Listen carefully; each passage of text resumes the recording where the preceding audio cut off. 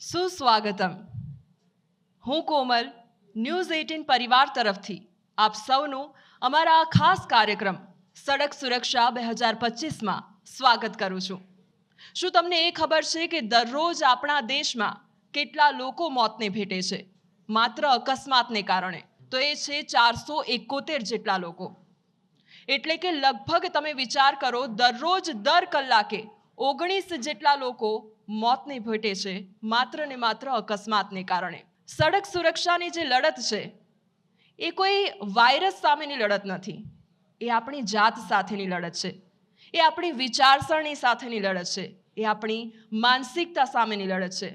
એટલે બસ આપણે એ જ વિચારવાનું છે કે બસ એક વસ્તુનું ધ્યાન રાખીએ, સુરક્ષિત રહીએ અને બસ એકમાત્ર સાવધાની રાખીએ. આ કાર્યક્રમને આગળ વધારીશું અને હવે હું સ્ટેજ પર આમંત્રિત કરીશ ન્યૂઝ 18ના એડિટર મિસ્ટર રાજીવ પાઠકને. તેઓને ઉદ્બોધન માટે સ્ટેજ પર આમંત્રિત કરીશું. Please welcome on stage sir. Thank you very much. આજે આપ બધા લોકો, મેડમ, શફી સર, ડૉક્ટર સાહેબ અને અમારા બધા ગેસ્ટ આજે સમય કાઢીને વિશેષ રૂપે આવ્યા છે, કેમ કે સમસ્યા એવી છે કે દેશમાં આ કોઈ બીમારી આપણને નથી લાગતી. આપણે બધા બીમારીઓ વિશે તો જાગૃત હોઈએ છીએ કે આપણે એનાથી બચીએ, પણ આ રોજબરોજની સૌથી વધુ લોકોને અસર કરતી આ ઘટના છે ટ્રાફિક. લોકોના જીવ તો જાય છે, સાથે સાથે સમય પણ લોકોનો એટલો બરબાદ થાય છે આપણી અનુશાસનહીનતા અને થોડીક અવ્યવસ્થાને કારણે. તો આ બધામાં આપણે કેવી રીતે આપણો સમય બચાવીએ, આપણો જીવ બચાવીએ, આપણા સુરક્ષિત રહીએ, એ તમામ બાબતો માટે દેશમાં એક જાગૃતિની જરૂર છે. એક્ઝિક્યુટર્સ તો છે, જે લોકોનું કામ છે લો એન્ફોર્સમેન્ટ, તો એન્ફોર્સમેન્ટ એજન્સીસ તો પોતાનું કામ કરે જ છે. એમાં જ્યાં ભૂલ હોય છે ત્યાં આપણે બતાવીએ છીએ, પણ સૌથી વધારે આપણે લોકોની પણ ભૂલ એટલી જ હોય છે કે આપણે જે નિયમો આપણા માટે બનાવ્યા છે, આપણને સુરક્ષિત રાખવા માટે બનાવ્યા છીએ, એનું આપણે પાલન નથી કરતા. તો એ કેવી રીતે, શું કરવું જોઈએ, કેવી રીતે કરવું જોઈએ, એનાથી આપણને કેટલો ફાયદો છે, નથી કરતા તો આપણને કેટલું નુકસાન છે, એ આપણે ધીરે ધીરે સમજતા થઈશું તો દેશમાં જાગૃતિ આવશે, દેશમાં આ બધા પ્રશ્નો ઝડપથી એનું નિરાકરણ થશે. અને એ પ્રયાસમાં લોકોને, આખા દેશને સુરક્ષિત રાખવા માટેના પ્રયાસમાં આપ બધા લોકો વિશેષ રૂપે આજે આવ્યો છો, એટલે આપ સૌનું અહીંયા વિશેષ સ્વાગત કરું છું. Thank you very much. Sir, મારો પહેલો સવાલ તમને છે, કારણ કે સડક સુરક્ષાની વાત થતી ત્યારે સમસ્યાઓ ઘણી બધી હોય અને જમીની હકીકત કંઈક અલગ જ હોય છે હ્યુમન બિહેવિયરના કારણે. તેને લઈને આપ શું કહેશો? ટ્રાફિક જે છે, હંમેશા આપણે જ્યારે વાત કરતા હોઈએ ત્યારે આપણે 5 ઈને લઈને ચાલતા હોઈએ છીએ. That is engineering, education, enforcement, emergency services ને ઇવેલ્યુએશન. રાઈટ, આ પાંચેય ફેક્ટર્સને ધ્યાનમાં રાખીને જ્યારે આપણે એને કન્સિડર કરતા હોઈએ અને વાત કરતા હોઈએ ત્યારે રોડ પર જે પણ વ્યક્તિ છે એની સાયકોલોજી સમજવી બહુ જરૂરી છે.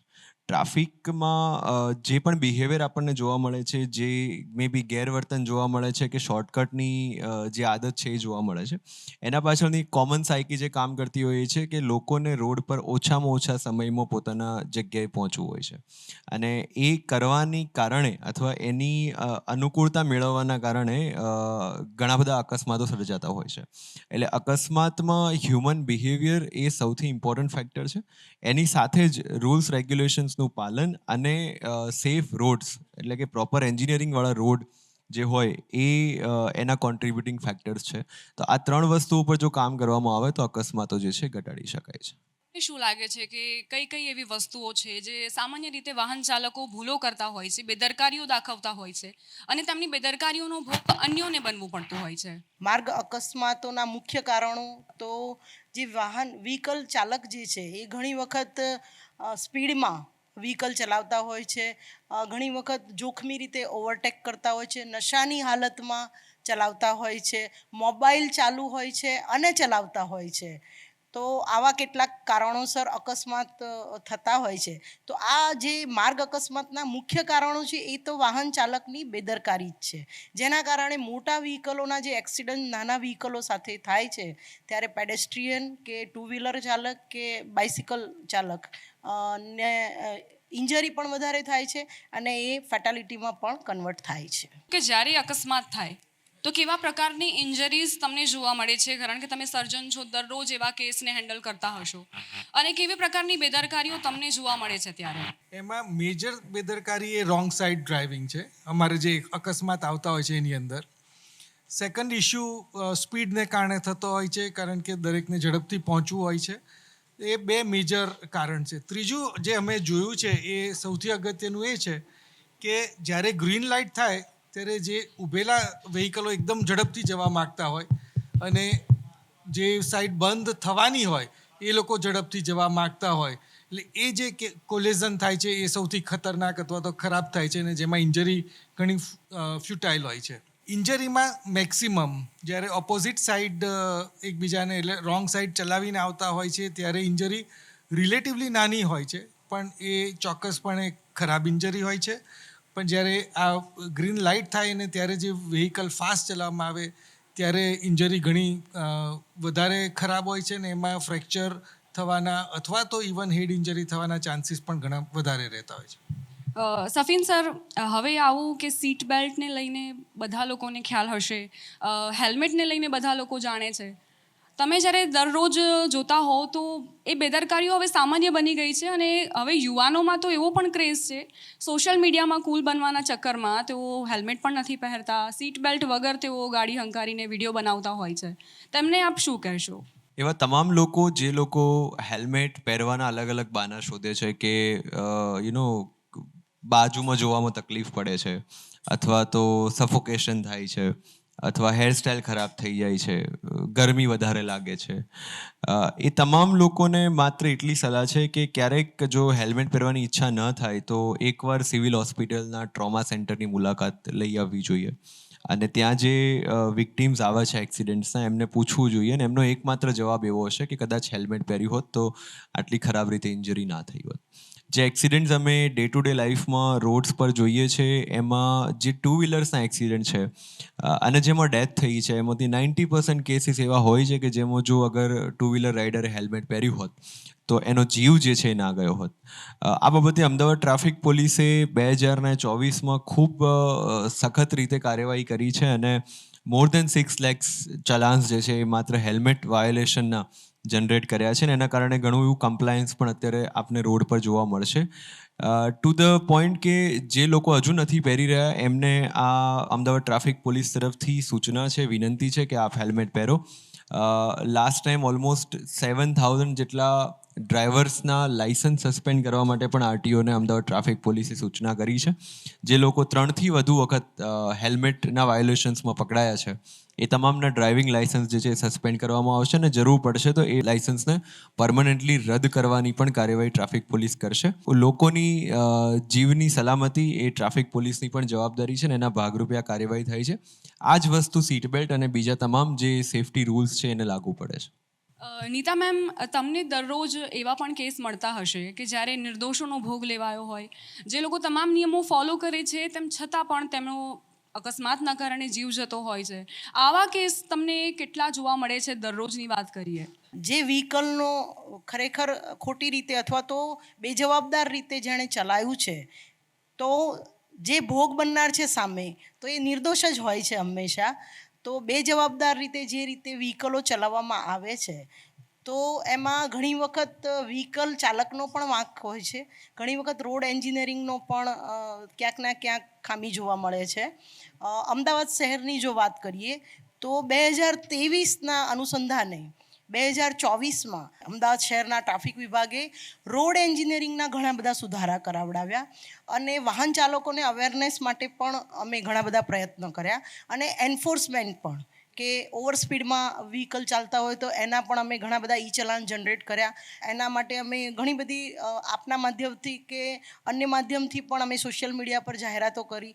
એટલે અવેરનેસ, રોડ એન્જિનિયરિંગ અને એન્ફોર્સમેન્ટ કે હેલ્મેટના કે સીટ બેલ્ટના પણ અમે ઘણા બધા કેસ કર્યા. સફીન સરે કહ્યું એમ કે 2024માં અમે 2023 કે આગલા વર્ષો કરતાં ઘણા બધા વધારે કેસ કરીને લોકોને કમસે કમ હેલ્મેટ કે સીટ બેલ્ટ પહેરતા કર્યા. 2023ના અનુસંધાને 25% આ બહુ મોટો ફેર છે. 25% અકસ્માતોમાં ઘટાડો લાવી શક્યા છીએ અને 25% ફેટલ એક્સિડન્ટમાં પણ અમે ઘટાડો લાવી શક્યા છીએ.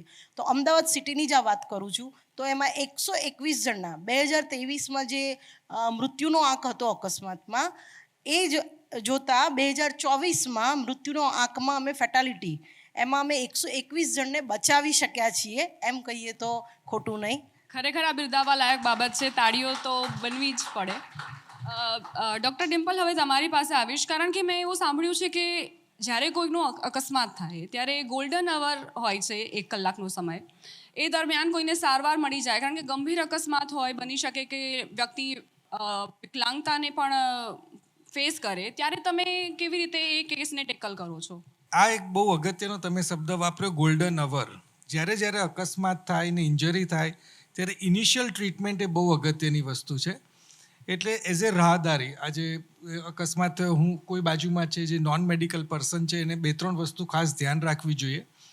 એક તો વ્યક્તિને પહેલાં શ્વાસ ચાલે છે કે નહીં. એટલે જો વ્યક્તિ અવાજ કરતો હોય અથવા તો કંઈક હેલ્પની માગણી કરતો હોય તો દેટ મીન્સ કે એનો શ્વાસ સરખી રીતે ચાલે છે. પહેલું કામ, એમના કપડાં, હેલ્મેટ પહેરીએ તો હેલ્મેટ ઢીલી કરી દઈએ, કપડામાં કોઈક નેક ઉપર કંઈક એમને કન્સ્ટ્રિક્ટ કરતો હોય તો એ દૂર કરીએ, એમનો બેલ્ટ હોય પેન્ટનો તો એ ઢીલો કરી દઈએ, અને પછી એમને તરત પડખા પર સુડાવી દેતા હોય છે. પડખા પર સુડાવવાનું કારણ એક જ હોય છે કે જ્યારે ચત્તા સૂતા હોય ત્યારે જીભ પાછળ પડી જાય અને એને કારણે શ્વાસ રોકાઈ જતો હોય છે. બીજું, કદાચ વોમિટ કે એવું કંઈક થાય તો પણ બહાર નીકળી જાય, એનો બીજો મોટો એડવાન્ટેજ છે. ત્રીજું, એમને થોડુંક કપડાં કે એમ ઢાંકી તો રાખીએ જ, કારણ કે નહીંતર એમને ઘણી વખત ઠંડીને એવું લાગતું હોય છે. અને એમની જોડે થોડીક વાત કરી અને એમને કોન્શિયસ રહેવાનો પ્રયત્ન કરી, એને કાઉન્સિલિંગ કરીએ. અને મીન વાઇલ એમના રિલેટિવ અથવા તો 108ને આપણે કોલ કરી અને ઇમિડિયેટલી બોલાવવાનું કરવું જોઈએ. હવે આ જ વસ્તુ રોડ અકસ્માતમાં એ 2 વ્હીલર માટે થયું, પણ જ્યારે કાર અકસ્માત થયો જેમાં 2-3 પેસેન્જર્સ છે, તો એમાં ખાસ અગત્યની વસ્તુ એવું છે કે જ્યારે કોઈ અનકોન્શિયસ અંદર હોય તો એને મહેરબાની કરીને તરત કાઢવાનો પ્રયત્ન ન કરીએ, કારણ કે એમાં હેડ ઇન્જરી અથવા તો સર્વાઇકલ નેક એટલે ગળાના ભાગમાં મણકામાં ઇન્જરી થઈ હોય એવું બની શકે. અને જ્યારે એમને કાઢવા જઈએ છીએ એઝ એન લેમેન, ત્યારે એમાં નુકસાન વધારે થતું હોય છે. એટલે એ ધ્યાન રાખી અને જ્યારે 108 આવે અથવા તો પોલીસ મદદ આવે ને એ લોકો હેલ્પ કરે, એ વધારે જરૂરી છે. કોન્શિયસ વ્યક્તિઓ તો એને જરા કાઢી શકતા હોય છે, કારણ કે એ તરત જ કહે કે ભાઈ મને અહીંયા તરત દુખ્યું કે આ તકલીફ થઈ અને અટકી જવાના છીએ. એટલે આવા મલ્ટિપલ સિચ્યુએશનમાં ડિફરન્ટ રીતે ટેકલ કરવું પડતું હોય છે, પણ એનું અગત્યનું એરવે એમનો ચાલુ રહેવો જોઈએ. બીજું, એનું ક્યાંક બ્લીડિંગ થતું હોય તો તરત એના પર કપડું બાંધી દઈએ કે જેથી બ્લીડિંગ એને અટકાવી દઈએ. આ ધ્યાન જરૂરી છે. હું ઇન્ટરપ્ટ કરું છું સરની વાતમાં કે સરકારે પણ આના માટે ગુડ સેમરિટનની એક યોજના બનાવી છે કે ગોલ્ડન અવરમાં, એટલે કે પહેલા કલાકમાં, અકસ્માતના પહેલા કલાકમાં કોઈ પણ રાહદારી જો હોસ્પિટલે પહોંચાડે ઇન્જર્ડ વ્યક્તિને અને એનો જીવ બચાવે તો એને પ્રોત્સાહન રૂપે ઇનામ અને સર્ટિફિકેટ બંને મળે છે. 5,000 રૂપિયાનું ઇનામ સરકારે જાહેર કરેલું છે. તો વધુમાં વધુ લોકો ગુડ સેમરિટન બની અને માર્ગ અકસ્માતમાં ઇન્જર્ડ બનતા લોકોને બચાવે, એવી મારી આપના માધ્યમ દ્વારા લોકોને અપીલ છે. મેમ, આ જ મારો સવાલ હતો કે ઘણા લોકોને અંદરથી જેવું થતું હોય કે હું જઈશ ને ફસાઈ જઈશ કાયદાના કારણે, એટલે એવી ગેરસમજ પણ ઘણી વખત સોશિયલ મીડિયાના થ્રુ પણ એવા ગેરસમજ પેદા કરે એવા મેસેજીસ વાયરલ થતા હોય છે. તો તમે યુવાનોમાંથી એ કેવી રીતે માનસિકતા દૂર કરશો? એ સિવાય બી હું આપને કહું કે 108માં ફોન કરનાર વ્યક્તિના નંબર અને ઓળખ પણ છુપાવવામાં આવે છે. આપણે એને કોઈ કાયદાની કોઈ આંટીઘૂંટીમાં લેતા નથી. અને લોકોને પણ મારી અપીલ છે કે પોલીસ અકસ્માત થાય છે ત્યારે જેણે ફોન કર્યો છે પહેલા કલાકમાં જો પહોંચાડે તો સરે કહ્યું એમ આપણે બચાવી શકીએ છીએ. અને સરકારે પણ એના માટે પ્રયત્ન ગુડ સેમેરિટનનો કર્યો છે. તો એવા વ્યક્તિને અકસ્માતના ગુનામાં કે ક્યાંય કોઈ રીતે હેરાનગતિ કરતા નથી અને એમને કાયદાનું આ રક્ષણ મળેલું જ છે. સફીન સર, તમને હવે એક પ્રશ્ન છે કે દેશમાં દર વર્ષે 1.72 લાખથી વધુ લોકો મોતને ભેટે છે માત્ર ને માત્ર અકસ્માતોના કારણે. હવે આ જે સંખ્યા છે તે વધી રહી છે, તો તેની પાછળ જવાબદાર કારણો કયા છે અને હ્યુમન બિહેવિયરને કેન્દ્રમાં રાખીને આ જવાબ મને જાણવો છે. જે ઓલ ઓવર ઇન્ડિયાની અંદર વિથ એવરી યર આપણે ફેટાલિટીઝ અને નંબર ઓફ રોડ ક્રેશિસ જે છે વધે છે. ફોર્ચ્યુનેટલી અમદાવાદ સિટીમાં 2024માં બ્રેક લાગી છે. 25% જેટલા ફેટલ્સ જે છે એ 23 કરતાં 24માં ઘટ્યા છે. જવાબદાર ફેક્ટર્સની જ્યારે આપણે વાત કરતા હોઈએ ત્યારે ઓફકોર્સ જે વ્હીકલ ઓનર્સ છે, જે ડ્રાઈવર્સ છે, એમના જે કોમન મિસ્ટેક્સ આપણે જે ગણાવી એ છે. એની સાથે એક બહુ જ ઇમ્પોર્ટન્ટ વિષય જે હું મૂકવા માગું છું ને જે દર વખતે ઓવરલુક થઈ જાય છે એ છે એન્જિનિયરિંગ. મોટર વ્હીકલ એક્ટની અંદર હવે સ્પેસિફિક જોગવાઈ છે સેક્શન 198A કે કોઈ રોડ એન્જિનિયરિંગની ખામીના કારણે કોઈ અકસ્માત થશે અને એમાં કોઈ વ્યક્તિનો જીવ જશે અથવા ફિઝિકલી ડિસેબલ થશે તો રોડ ઓનિંગ એજન્સી, એના સુપરવાઇઝરી એજન્સી અને એની ડિઝાઇનિંગ એજન્સી એ તમામને એના માટે જવાબદાર જે છે એ ગણવાનું હવે વૈધાનિક પ્રોવિઝન છે. અમદાવાદ ટ્રાફિક પોલીસે આજે 25% એક્સિડન્ટ્સ ઘટાડ્યા છે. એની અંદર પણ સૌથી મેઇન કન્ટ્રીબ્યુટિંગ ફેક્ટર કોઈ હોય તો એ એન્જિનિયરિંગ છે. બીકોઝ વી ઓલ્સો ફેલ્ટ કે દર વર્ષે પોલીસ કેસીસ જે છે એ ગયા વર્ષ કરતાં વધુ કરતી હોય છે. જેમ કે આ વર્ષે અગર રોંગ સાઇડના 400 એફઆઈઆર થઈ છે તો આવતા વર્ષે 500 થશે. Is a part of our working mechanism. પણ જો દર વર્ષે એન્ફોર્સમેન્ટ વધી રહ્યું છે તો પછી દર વર્ષે અકસ્માત ઘટવા જોઈએ અગર એનું ડાયરેક્ટ કોરિલેશન હોય તો.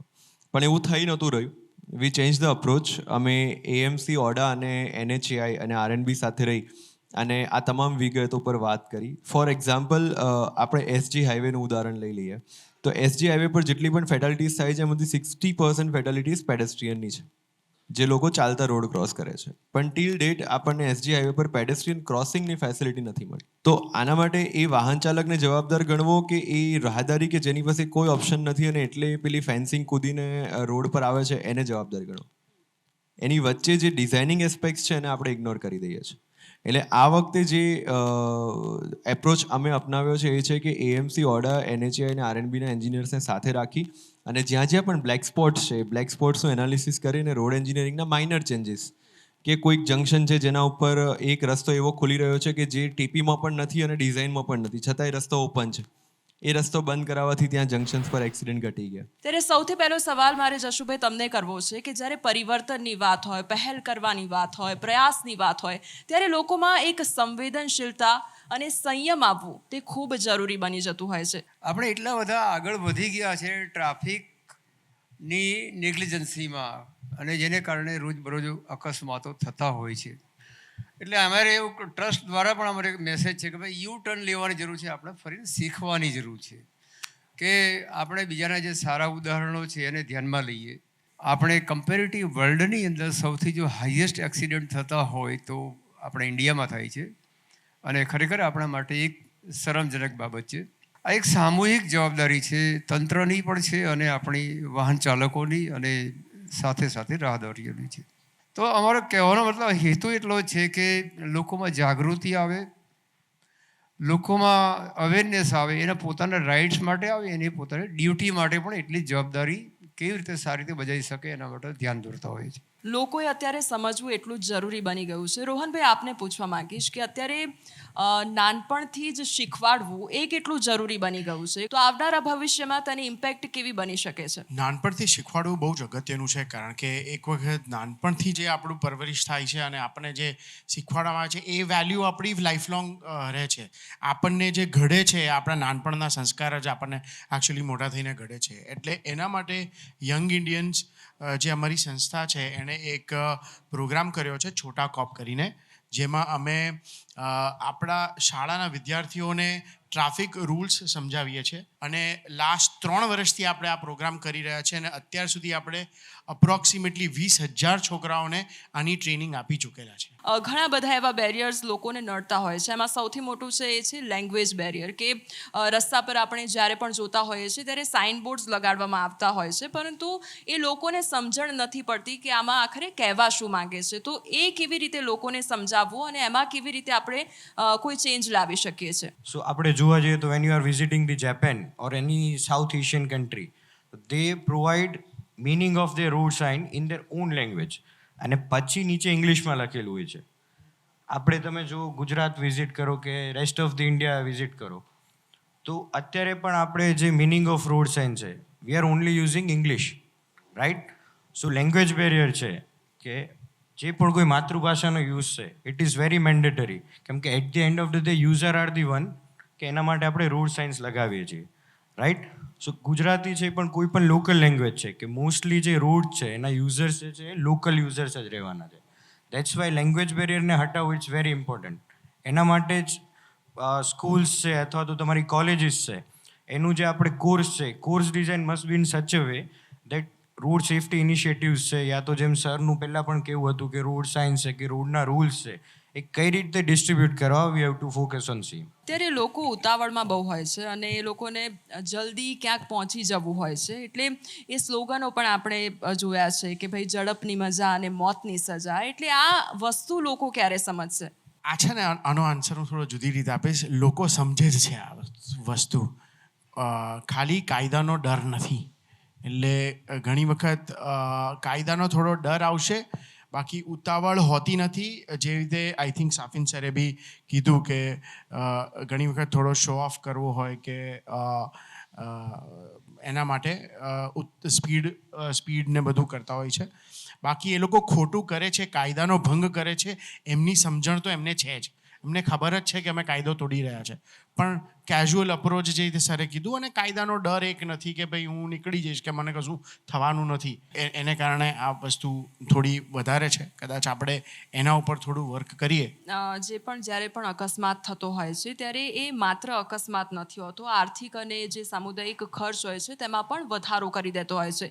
ભારતમાં ખાસ કરીને જોઈએ તો લગભગ જીડીપીના આશરે 3% જેટલો ખર્ચ થઈ જાય છે. એટલે તમે વિચાર કરો કે લગભગ 15 લાખ કરોડ જેટલો ખર્ચ. એટલે આને આપ કઈ રીતે જુઓ છો?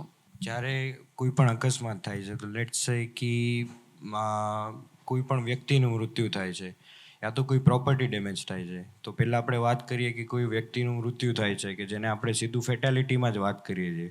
પણ ફેટાલિટીની વાત કરતાં પહેલાં ગ્રીવિયસ ઇન્જરી અથવા માઇનર ઇન્જરી, પરમનન્ટ ઇન્જરી જ્યારે કોઈને આવે છે, કોઈ પણ ઘરનું વ્યક્તિ તમારી સામે જ્યારે હરતું ફરતું વ્યક્તિ વ્હીલચેર પર આવી જાય છે, પરમનન્ટ ડેમેજ જેને આપણે કહીએ પરમનન્ટ ડેમેજ કે ગ્રીવિયસ ઇન્જરી, ત્યારે તમારું જે માઇન્ડસેટ છે એને એક્સેપ્ટ કરતાં જ ઘણી વાર લાગે છે. First thing.